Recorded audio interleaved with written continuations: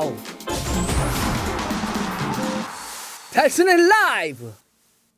네, 프리미어리그가 시즌이 끝났습니다. 이제 여름 이적 시장이 열렸는데 팀별로 이제 여름에 누구를 보강을 해야지 다음 시즌 더 강해질까 이렇게 좀 준비를 좀 하고 있는데 또 저희도 주요 팀들의 전력 보강 포인트를 짚어보는 걸 시리즈로 한번 묶어 보겠습니다. 그래서 팀별로 한번 쭉 알아볼 텐데요. 첫 번째 시간으로는 토트넘 편을 한번 준비를 했습니다. 자, 일단 결론부터 말씀드리면 백업 9번 공격수, 그 다음에 에릭센의 롤을 좀 대체할 선수, 수비형 미드필더, 그다음에 센터백, 오른쪽 풀백. 이러면 단가요? 팀을 통째 바꿔야 되나요?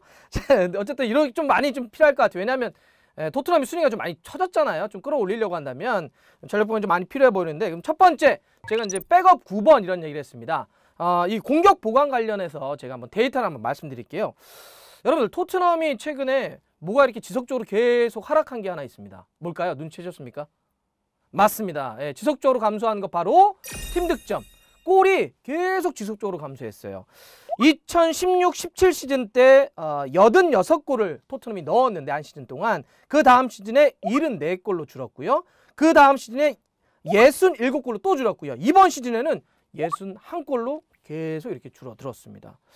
자, 이거는 이제 뭐 여러 가지 이유가 있겠지만 해리케인과 손흥민 말고는 사실 골을 넣은 선수가 너무 적다, 이런 이야기 계속 좀 나오고 있죠. 두 선수 중에 한 명만 빠지거나 아니면 지난번처럼 두 선수가 다 빠지면 골 넣는 그 자체가 굉장히 어려웠던 걸 우리가 많이 볼 수 있잖아요. 실제로 그리고 이 두 선수는 해리케인이 18골, 손흥민이 프리미어리그에서 11골을 넣었는데 두 선수만이 팀에서는 이 두 자리 골을 기록을 한 거고요.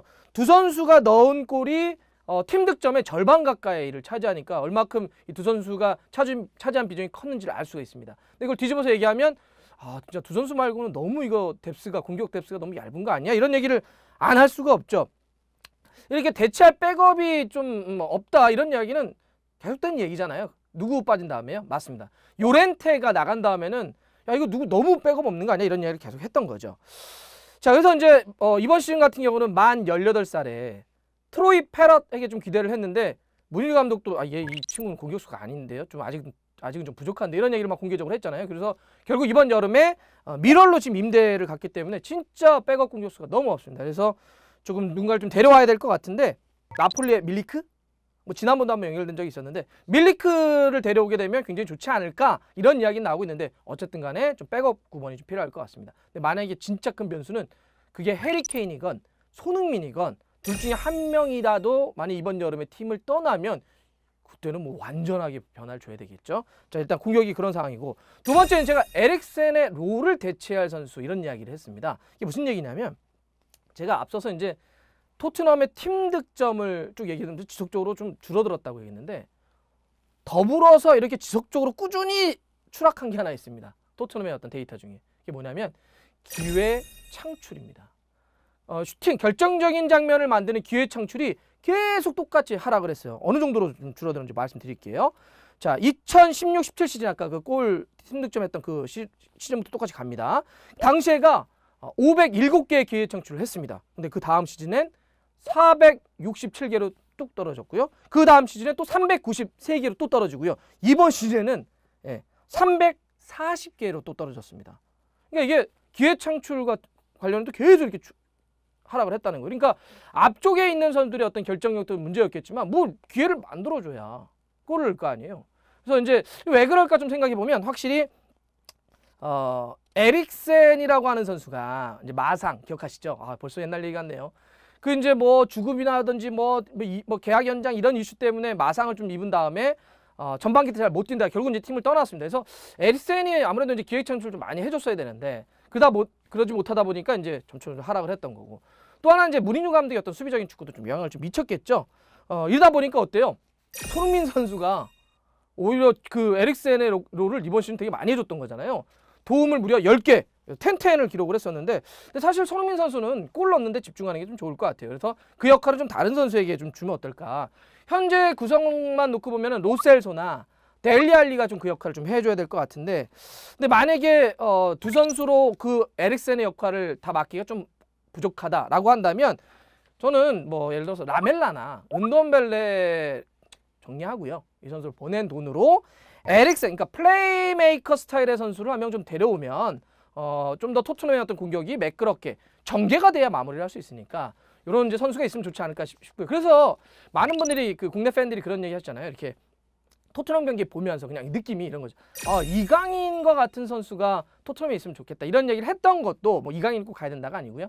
바로 이제 토트넘의 그런 에릭센의 롤을 맡을 선수가 좀 부족하다. 이런 것 때문에 이야기가 됐던 거죠. 자, 이제 좀 세 번째로 수비형 미드필더 쪽 이야기인데요. 그 원래 이제 수비형 미드필더에 에릭 다이어가 있었는데 에릭 다이어를 무리뉴 감독은 어떻게 써요? 내려 해가지고 센터백으로 쓰잖아요. 그러니까 지금 에릭 다이어가 좀 내려와 있고 그런데 윙크스도 좀 약하잖아요. 약하다 보니까 이제 좀 더 강한 수비형 미드필더.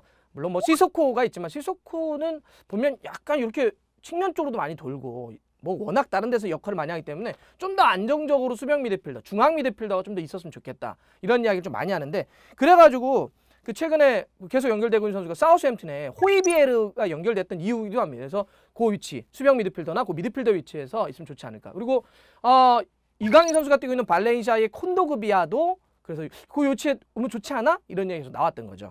자, 네 번째입니다. 네 번째는 아무래도 이제 이 센터백인데 뭐 가장 최근에 이슈가 이제 베르통원이 떠났잖아요. 베르통원이 꾸준하게 잘해줬는데 좀 떠났기 때문에 요 센터백의 뎁스라든지 안정감이라든지 혹은 무리뉴 감독의 수비적인 전술을 감안할 때 센터백도 좀 보강이 돼야 되는 것 아니냐 라는 이야기에서 되오고 있고 그래서 김민재 선수 얘기도 계속 나왔던 거죠. 그러니까 어쨌든 여기 지금 토트넘은 그렇게 센터백 이게 좀 보강이 좀 필요하다 이렇게 좀 볼 수 있고요. 마지막 다섯 번째 오른쪽 풀백은 뭐 설명 안 드려도 여러분들이 계속 이제 보면서 많이 고민을 하셨을 것 같아요. 물론 이제 토트넘은 좌우 풀백이 다 약하긴 합니다.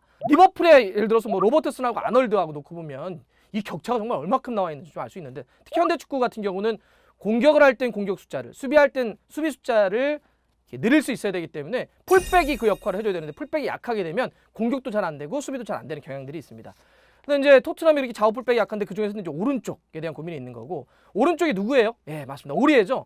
오리에가 있는데 그 오리에가 최근에 또 이탈리아의 AC 밀란과 연결되고 있어서 팀을 떠날 수도 있다 이런 얘기 나오고 있습니다. 그렇게 된다면 그야말로 진짜 오른쪽 풀백은 선수가 좀 필요한 상황인데 야 근데 진짜 그 뭐 폭볼 런던이라든지 아니면 그 영국 현지의 미디어들도 그렇게 얘기하더라고요. 만약에 오리에가 떠나거나 혹은 오른쪽이 더 보강이 더 필요하다고 한다면 아마 레비 회장은 있는 선수 갖고 돌렸을걸? 이런 얘기를 많이 합니다. 그러니까 무슨 얘기냐? 탄강가 이번에 계약 연장은 탄강가도 오른쪽을 보니까 센터백도 보지만 오른쪽으로 돌려 쓴다든지 아니면은 시소코가 그런 것도 시소코도 보면 오른쪽 풀백을 봐요. 아주 가끔씩. 아마 그렇게 한다든지 아니면 이번에 사우스햄튼에 임대했다가 복귀한 카일 워커 피터스를 뭐 쓰게 한다든지 뭐 이런 이야기가 나오고 있는데 그러기는 어때요? 여러분들 너무 약하죠. 약하구나. 좀 그렇죠. 예, 토트넘이 어쨌든 계속 또 다음 시즌 챔피언스리그 순위로 들어가는 걸 쌓기 위해서는 풀백을 좀 보강을 해야 되는데 그래서 일단 돈을 좀 써야 될 것 같습니다. 돈을 좀 써야 될 것 같은데 그렇게 놓고 보면 지난번에 그 파리에 있던 메니에가 나이가 많다는 만 28인데 나이가 많다는 이유로 그 도르트문트로 이제 갔는데 그 참 그 레비 회장이 나중에 팔 수 없다는 이유 때문에 잡지 않았던 거 이런 거 좀 더 아쉬울 것 같아요. 근데 현재 이름들이 그 오른쪽 풀백 후보로 나오는 선수들도 여기 이제 아무래도 돈 쓰는 걸 스타일을 봤을 때는 어떤 빅네임을 영입하기가 쉽지 않을 거다 그러면서 나오는 선수들이 마르세유의 사르라든지 이부 노팅엄의 매트 캐시라든지 메스의 파비앙 센톤스 같은 선수들이 이름이 좀 나오고 있는데 이런 선수들도 근데 저는 좀 더 썼으면 좋겠어요. 이게 근데 이게 모르겠습니다. 이게 어떻게 될지는. 근데 뭐 우리가 만약에 AC 밀란 진짜 가서 이 정도가 좀 발생한다면 그 돈을 더 투자를 하겠는데 어쨌든 풀백은 정말 중요하다. 지금 정리할 수 있을 것 같은데요. 자, 토트넘 정말 여러 가지 포지션이 좀 필요합니다. 얼마큼 보강을 할까요? 그러니까 최근에 그 얘기 있더라고요. 그 아무래도 감독이 포체티노 감독이 이제 중간에 나갔는데 누군가 딱 공개적으로 한번 얘기했던데요. 그 레비 회장이 그렇게 투자를 정말 인색하게 안 했다고 한다면 남아있을 거고 성적도 지금 더 훨씬 더 좋았을 거다 이런 얘기를 하는데 자 근데 뭐 지나간 건 지나간 거니까 토트넘이 다음 시즌 때 좀 더 좋은 성적을 위해서는 분명한 보강이 좀 필요하지 않을까 그것도 적절한 보강이 필요하지 않을까 좀 생각을 해봅니다.